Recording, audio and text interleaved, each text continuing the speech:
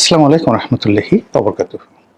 সম্মানিত দর্শক, বাংলাদেশে নিযুক্ত মার্কিন রাষ্ট্রদূত মিস্টার ব্রেন্ট ক্রিস্টেনসেন তার সাম্প্রতিক আচরণ, কথাবার্তা, চালচলন, অঙ্গভঙ্গি, শব্দচয়ন ইত্যাদি প্রায় সবকিছুই বিএনপির জন্য বুমেরাং হয়ে পড়েছে। বিএনপিকে সতর্ক হতে হবে, সরকারকে আরও সতর্ক হতে হবে। একই সঙ্গে এই রাষ্ট্রদূতের সঙ্গে তাদের যে সম্পর্কটি রয়েছে সেই সম্পর্কটি ঝালাই করতে হবে। আদারওয়াইজ অতীতে শেখ হাসিনা যে ভুল করেছেন বা যে ভ্রান্তির মধ্যে পড়েছেন এবং তাকে যেভাবে খেসারত দিতে হয়েছে তার চেয়ে ভয়ঙ্কর এবং মারাত্মক খেসারত এই বর্তমান সরকারকে দিতে হবে। শেখ হাসিনার যে পজিটিভ দিকগুলো ছিল বা তার যে হাতিয়ারগুলো ছিল তার একটি হাতিয়ারও বর্তমান সরকারের হাতে নেই।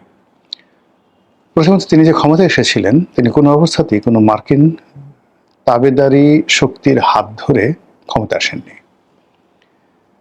আর 2009 সনে তিনি যখন ক্ষমতায় এলেন বা 8 সনের 29শে ডিসেম্বরের নির্বাচনে তিনি যখন এলেন তখন পর্যন্ত মার্কিন ট্রেজারি ডিপার্টমেন্ট, মার্কিন যাকে বলা হয় department of justice, Pentagon, CIA, FBI কোনো একটা জায়গাতে আওয়ামী লীগ এবং শেখ হাসিনার সম্পর্কে কোনো কালো দাগ ছিল না। অধিকন্তু 2008 সনের নির্বাচনে যদিও সূক্ষ্ম কারচুপির কথা এখন সবাই বলছে, হয়তো হয়েছে, ম্যানিপুলেশন হয়েছে, কিন্তু মূল ব্যাপার হলো দৃশ্যমান নির্বাচন হলো শান্তিপূর্ণ, নির্বাচন ছিল খুবই অংশগ্রহণমূলক এবং যারা পরাজিত হয়েছেন তারা ফুল স্যাটিসফ্যাকশন নিয়ে পরাজিত হয়েছেন, আর যারা বিজয়ী হয়েছেন তারা পরিপূর্ণ স্যাটিসফ্যাকশন নিয়ে বিজয়ী হয়েছেন। আর 9th পার্লামেন্ট, যেটাতে আমি ছিলাম, এটি ছিল একেবারে প্রাণবন্ত। বিএনপির মানে খুব বেশি সংখ্যার দিকে ছিল না, কিন্তু তারপরও এত লাইভলি একটা সংসদ এই বাংলাদেশে খুব অল্প হয়েছে। বিএনপি যদি সংসদ বর্জন না করত তাহলে একটা ভিন্ন ইতিহাস হতে পারত। সেই যে জয়নাল আবেদিন ফারুক তার সঙ্গে হারুন বিপ্লবেরা যে আচরণ করলো, ঠিক তখন থেকে যে নির্বাচন বর্জন তারপর সংসদ বর্জন, এটা কোনো অবস্থাতেই আমাদের গণতন্ত্রের জন্য, বিএনপির জন্য ভালো হয়নি। দ্বিতীয়ত, বিএনপি যদি 2014 সনে নির্বাচনে অংশগ্রহণ করত, একেবারে তামার পথে লিখে দেওয়া যায়, সবাই বলছে যে ওই নির্বাচনে বিএনপি জয়লাভ করত। ব্রুট মেজরিটি পেত না, কিন্তু বিএনপি জয়লাভ করত। এনিওয়ে, তো সেই দিক থেকে যেটা হলো যে এই যে আওয়ামী লীগ ক্ষমতা এসেছিল 2009 সনে, তখন তার এই বর্তমান বিএনপির যে সকল জটিলতা রয়েছে, অনেকে বলছে ভারতের সাথে একটা নেগোসিয়েশন হয়েছে, অনেকে বলেছে আমেরিকার একটা গ্রিন সিগন্যালে বা নেগোসিয়েশনে তারেক রহমান সাহেব দেশে এসছেন, অনেকে বলছেন যে ডক্টর মোহাম্মদ ইউনূস নিজের একটা সেফ এক্সিট আর বিএনপিকে একটা ওয়াক ওভার দেওয়ার যে চেষ্টা করেছেন তার প্রেক্ষিতে এটা মানে ডক্টর মোহাম্মদ ইউনূসের যে অন্তর্বর্তীকালীন সরকার সেটির একটা এক্সটেন্ডেড ভার্সন এখন চলছে। ডক্টর মোহাম্মদ ইউনূসের সঙ্গে যারা যারা ছিলেন তাদের একটা বিরাট অংশ এই মুহূর্তে নিরাপদ আছেন, সেভ আছেন, এবং ডক্টর মোহাম্মদ ইউনূসের একটা সিঙ্গেল লোকের বিরুদ্ধে একটা উক শব্দ করার মতো মানুষ বাংলাদেশে নেই। তিনি ক্ষমতায় না থেকে ক্ষমতাধর ডক্টর মোহাম্মদ ইউনূস। আর তারেক রহমান সাহেব ক্ষমতায় থেকেও তার যে পরিপূর্ণ ক্ষমতা আছে এটি বোঝা যাচ্ছে না। অন্যদিকে শোনা কথা সত্য মিথ্যা আমরা জানি না, বিএনপির পক্ষ থেকে কেউ কখনো এই ব্যাপারে ইতিবাচক কোনো কথা বলেনি। বলা হয়েছে যে এখনো পর্যন্ত তারেক রহমান সাহেব মার্কিন যুক্তরাষ্ট্রের যে তালিকা সেই তালিকায় তিনি ব্ল্যাকলিস্টেড, তাকে মার্কিন যুক্তরাষ্ট্রের ভিসা নিষেধাজ্ঞায় ফেলে দেওয়া হয়েছে। বিএনপি নামক যে সংগঠনটি, সেই সংগঠনটির ব্যাপারেও কানাডা এবং আমেরিকার যে ফাইলপত্রের নথি সেখানে ভালো কোনো খবর নেই। তো সেই অবস্থায় যখন আমেরিকা তারেক রহমান সাহেবকে যদি একটা ফ্লোর দিয়ে থাকে, স্কোপ দিয়ে থাকে বা সুযোগ দিয়ে থাকে, এটা অনেকটা আপনি নাকে রশি লাগিয়ে বা মুখে লাগাম দিয়ে যেভাবে আপনি কাউকে নিয়ন্ত্রণ করেন ঠিক সেইভাবে আমেরিকা করার চেষ্টা করছে বা করবে, এটা হলো স্বাভাবিক। এবং তার কিছু নমুনা আমরা ইতিমধ্যে দেখেছি। আমরা যখন দেখতে পেলাম যে মার্কিনপন্থী বলে বিবেচিত জনাব খলিলুর রহমান, তিনি জনাব তারেক রহমান সাহেব সরকারের পররাষ্ট্রমন্ত্রী হলেন, এবং আরো অনেকে গোপনে প্রকাশ্যে যারা এই মার্কিন লবির লোক ছিলেন, তারা সরকারের খুবই গুরুত্বপূর্ণ পদ পদবিতে বসে গেলেন। দিল্লিপন্থী হিসেবে যারা পরিচিত ছিলেন দলের মধ্যে, যাদেরকে দিল্লির দালার, দিল্লির দোসর হিসেবে নানাভাবে এই সমাজে বহুদিন ধরে গালিগালাজ করা হতো, তারাও সরকারে খুব ভালো ভালো পদ পেয়ে গেলেন। কিন্তু গত 4 মাসে সরকারের যে অবস্থা, সেটা হলো যে সরকার না দিল্লির সঙ্গে না আমেরিকার সঙ্গে কোনো ভালো সম্পর্ক স্থাপন করতে পেরেছেন। অন্যদিকে দিল্লিপন্থী বা আমেরিকানপন্থী যে সকল রাজনীতিবিদ রয়েছেন, তারাও খুব ভীষণ রকম বিব্রতকর অবস্থার মধ্যে আছেন। তারা একদিকে সরকারের সঙ্গে কাজ করতে বাধ্য হচ্ছেন, অন্যদিকে যদি দিল্লির সঙ্গে বা আমেরিকার সঙ্গে তাদের কোনো সম্পর্ক থেকে থাকে, তার জন্য ওই দিক থেকে একটা চাপের মধ্যে আছেন। এখনকার বাস্তবতা হলো আমেরিকার সঙ্গে এবং ভারতের সঙ্গে বর্তমান সরকারের কোনো সহনশীল, চলমান, প্রসপেক্টিভ কোনো সম্পর্ক গড়ে ওঠেনি। এরই মধ্যে বাংলাদেশে নিযুক্ত যিনি রাষ্ট্রদূত রয়েছেন মিস্টার ব্রেন্ট ক্রিস্টেনসেন, তিনি এলোমেলো ঘোরাফেরা করছেন, এলোমেলো কথাবার্তা বলছেন। তার বডি ল্যাঙ্গুয়েজ, কথাবার্তার মধ্যে এক ধরনের তাচ্ছিল্য ফুটে উঠেছে। এটা আমি মনে করি যে বর্তমান সরকারের জন্য একটা বিরাট বাধা হয়ে দেখা দিয়েছে। এই সমস্যাটা কেন হচ্ছে? কারণ সরকার তো ক্ষমতা আসার পরপরই ইউনূস সরকারের জমানাতে একেবারে 9 তারিখে নির্বাচনের 3 দিন আগে যে চুক্তিটি হলো, সেই চুক্তির প্রতি তো বিএনপিও সমর্থন দিচ্ছে, জামাতও সমর্থন দিচ্ছে, চুক্তির পক্ষে ওকালতি করছে। চুক্তিতে যত কিছুই দেশ বিরোধী কথাবার্তা বলা হোক না কেন, এটা তো সরকার গা করছে না। অধিকন্তু এই চুক্তির বলে পরবর্তী যে ধারা উপধারা, সেই উপধারাগুলো তো সরকার লালন করছে, পালন করছে, মান্য করছে। ইতিমধ্যে আমেরিকা থেকে বিমান কেনা, তুলা কেনা, ওষুধ কেনা, কৃষি পণ্য কেনা, প্রায় সব ব্যাপারে সরকার শতভাগ আন্তরিকতা নিয়ে এগিয়ে গেছে। তারপরে আমেরিকা কেন রাগ হয়ে গেল, অথবা দিল্লি কেন রাগ হলো, এটারও আমরা কোনো কারণ খুঁজে পাচ্ছি না। যেহেতু এই ভিডিওটি দিল্লিকে নিয়ে নয়, এই ভিডিওটি হলো আমেরিকাকে নিয়ে, তাই আমেরিকা নিয়ে আলোচনা করছি।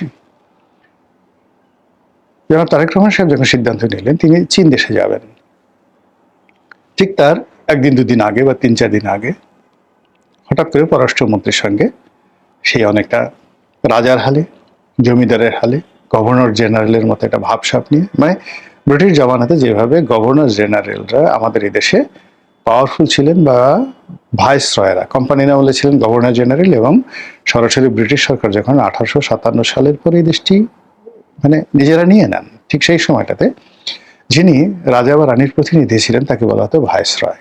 এই মুহূর্তে মিস্টার ব্রেন্ট ক্রিস্টেনসেন, তার যে অবস্থান, তার যে মানে কর্তৃত্ব, এই মুহূর্তে কোনো অবস্থাতে সেই viceroy, Lord Wavell, Lord William Bentinck কিংবা ধরেন লর্ড মাউন্ট ব্যাটেন, তাদের কারোর সে কোনো অংশে ক্ষমতা কম নয় তার।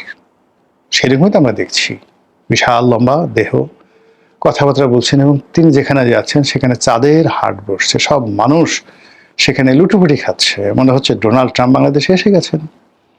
এবং সেখানে কি বলবো, এখন আমেরিকার এত প্রভাব যে একটি গ্রামের লোকজন শখ করে, দুষ্টামি করে, স্যাটায়ার করে একটি মহিষের নাম দেওয়া হয়েছে ডোনাল্ড ট্রাম্প, আর সেই ডোনাল্ড ট্রাম্পটাকে জবাই করার জন্য, কুরবানি করার মতো দুঃসাহস আমরা দেখাতে পারিনি।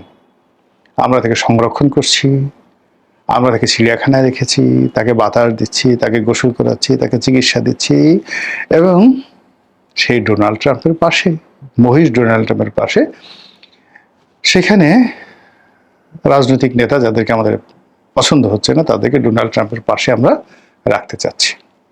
এই হলো আমাদের অবস্থা। তো সেই মিস্টার ব্রেন্ট ক্রিস্টেনসেন তিনি পররাষ্ট্রমন্ত্রীর সঙ্গে দেখা করলেন। দেখা করার পরে লোকজন সঙ্গত কারণেই প্রশ্ন করলো কেন গেলেন, কি কারণে গেলেন। তারেক রহমান সাহেব যে চীন দেশে যাচ্ছেন, তো সেই বিষয়ে কি রাষ্ট্রদূত রাগ করছেন, বা তিনি তার গোস্বা প্রকাশ করতে গেছেন, নিষেধ করতে গেছেন, নাকি সতর্ক করতে গেছেন? এবং এটা খুবই তাৎপর্যপূর্ণ দুটো কারণে। আমরা এই মুহূর্তে আমাদের যে আমদানি বাণিজ্য, তার একটা বিরাট অংশ, মোর দ্যান 40% আমরা চীনের সঙ্গে করছি। আর সে সকল বাণিজ্যের মধ্যে খুব সিক্রেট সেটি হলো আমাদের যত আর্মস এবং অ্যামুনেশন, আওয়ামী লীগ জমানাতে কিছু অবশ্য ভারত থেকে আনা হয়েছিল, কিন্তু যদি সেটা বাদ দেন তাহলে এখনো পর্যন্ত সেনাবাহিনী থেকে শুরু করে অন্যান্য সশস্ত্র বাহিনী এবং পুলিশ বাহিনীর যত কিছু, এমনকি তাদের পুলিশের হাতে যে লাঠি, সেই লাঠিটা আমরা চীন দেশ থেকে আমদানি করি। আমেরিকা চাচ্ছে না যে এগুলো আমরা চীন থেকে আমদানি করি, আমরা এগুলো সব আমেরিকা থেকে আনবো, দাম যত বেশি হোক। এবং এটাই ইউনূস জমানাতে যে চুক্তি, সেই চুক্তির ভাব গাম্ভীর্য। তাহলে তারেক রহমান সাহেব যে সেখানে গেছেন, সেখানে তো তিনি শুধুমাত্র চীনা সঙ্গীত, চীনের অ্যাক্রোব্যাট, কিংবা চীনের খাবার দাবার, কিংবা চীনা প্রেসিডেন্ট মিস্টার শি জিনপিং, তো তার সঙ্গে মোলাকাত করতে যাচ্ছেন না। এখানে আসলে কিছু একটা হবে। কি হবে? চীন চাইবে তার যে বিনিয়োগগুলো আছে নিরাপদ রাখতে হবে, তার যে ঋণগুলো আছে সেগুলো নিয়মিত পরিশোধ করতে হবে। বাংলাদেশের ভূমি যেন কোনো অবস্থাতে কোনো চীন বিরোধী শক্তি ব্যবহার করতে না পারে, সে ব্যাপারে বাংলাদেশের পক্ষ থেকে 100% তাকে অ্যাসুরেন্স দিতে হবে এবং প্রয়োজনে একটা চুক্তি করতে হবে। এই তো বিনিময়ে চীন তাদের যে সাহায্য সহযোগিতা সেগুলো অব্যাহত রাখবে। আর আদারওয়াইজ চীন টুটিতে পেয়ে ধরবে, আমার টাকা ফেরত দাও, আমার সবকিছু ফেরত দাও, আমি তোমার দেশে এক্সপোর্ট করব না। এমনকি আমদানিও, তোমরা যে আমাদের দেশ থেকে অবাধে আমদানি করো, সেই আমদানিও বন্ধ করে দিলাম। বাংলাদেশের বেশিরভাগ মিল কলকারখানা, বাজার, হাট ঘাট সব বন্ধ হয়ে যাবে।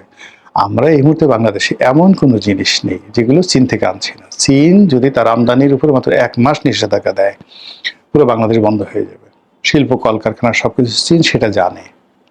কাজেই চীন সেভাবে বাংলাদেশ সরকারের উপর চাপ প্রয়োগ করবে। আর অন্যদিকে আমাদের দাদা ভাই ব্রেন্ট ক্রিস্টেনসেন, আমরা মরি বাসি ডাজ নট ম্যাটার, তার আনন্দ লাগবে, তার ফুর্তি লাগবে, তার স্যাটায়ার লাগবে। তিনি খলিলুর রহমান, তাদের প্রিয় ভাজন আস্থাভাজন, তার সঙ্গে দেখা করেছেন। কি বলেছেন উই ডোন্ট, আমরা জানি না। কিন্তু তিনি বেশ আয়েশি ভঙ্গিতে বললেন যে আমরা এখানে একটা সৌজন্য সাক্ষাৎ করতে এসেছিলাম এবং বাংলাদেশে তো খুব ফুটবল প্রেমিক মানুষজন, এখানে কেউ আর্জেন্টিনাকে সাপোর্ট করছে, কেউ ব্রাজিলকে সাপোর্ট করছে। আমরা চাই বাঙালিরা আমেরিকাকে সাপোর্ট করুক এবং আমেরিকা এই বিশ্বকাপে জয়লাভ করবে। এটি নিয়ে বাংলাদেশের লোকজন যদি বাজি ধরে তাহলে তারা জিতবে। আচ্ছা বলেন তো, একটা রাষ্ট্রদূত জীবনে কখনো এই ধরনের কথাবার্তা বলেছেন? আর এখন মানে যেখানে জীবন মরণ সমস্যা বাংলাদেশের, যেখানে আমেরিকার এত বড় একটা সমস্যা যে তাদের সঙ্গে একটা চুক্তি, সেই চুক্তির পরেও চীন যাচ্ছে, সরকারের জন্য এত বড় সমস্যা, সেখানে উনি শিবের গীত গাচ্ছে, ধান মাইনতে শিবের গীত। তো এই যে তার যে কর্মকাণ্ড, এই কর্মকাণ্ডের বাইরে তিনি চাঁপাইনবাবগঞ্জে গেছেন, সেখানে কালাই রুটি খেয়েছেন, সেখানে হাঁসের মাংস খেয়েছেন এবং মানে তার যে এক্সপ্রেশন, ওয়াও, মানে এইরকম হাঁসের মাংস মানুষ খায়, এই জিনিসগুলো খুবই সন্দেহজনক। প্রথম দিকে যখন বাংলাদেশে এই ড্যান ডাব্লিউ মজিনার জমানাতে শেখ হাসিনা বিরোধী তৎপরতা শুরু হলো, শেখ হাসিনা এটাকে পাত্তা দেননি। তিনি ড্যান ডাব্লিউ মজিনা তো দূরের কথা, হিলারি ক্লিন্টন, জন ক্যারি, তাদের মতো মানে পররাষ্ট্রমন্ত্রীকে তিনি রীতিমতো অ্যাভয়েড করেছেন। এমনকি চীনের মানে আমেরিকার যে প্রেসিডেন্ট যারা ছিলেন, তাদের সঙ্গে যেমন জো বাইডেনের সঙ্গে তার একটা ভালো সম্পর্ক ছিল, এমনকি গত দফাতে ডোনাল্ড ট্রাম্প যে ক্ষমতা এসেছিলেন তার সঙ্গে তার ভালো সম্পর্ক ছিল। কিন্তু বারাক ওবামার সঙ্গে তার এমনি একটা ফর্মাল রিলেশনশিপ ছিল। এর কারণ হলো বারাক ওবামার পররাষ্ট্রমন্ত্রী যিনি ছিলেন প্রথম দফাতে হিলারি ক্লিন্টন, এই কারণে শেখ হাসিনার সাথে তিনি হিলারি ক্লিন্টনকে দেখতেই পারতেন না। তো সেই সম্পর্কের ভিত্তিতে বাংলাদেশের রাষ্ট্রদূত যারা আছেন তাদেরকে মানুষজন কিন্তু অপমান করতো। উঠতে বসতে ড্যান ডাব্লিউ মজিনাকে মানুষ ঠাট্টা মস্করা করতো। মার্শাল বার্নিকাট বুম, এক ভদ্র মহিলা আসছিলেন, তার গাড়ি ভেঙে দেওয়া হলো একবার মোহাম্মদপুরে। তারপর পিটার ডি হাস, তাকে ধাওয়া দেওয়া হলো। তিনি যখন মায়ের ডাকের একটা অনুষ্ঠানে গেলেন, সেখানে তাকে এমনভাবে ধাওয়া দেওয়া হলো, ওই যে এখন গাজীপুরে যেভাবে বলছে এই কাছে আসবি না, খাইয়ে ফেলামো, মাইরে ফেলামো, ঠিক ওই রকম একটা ধাওয়া দেওয়া হলো।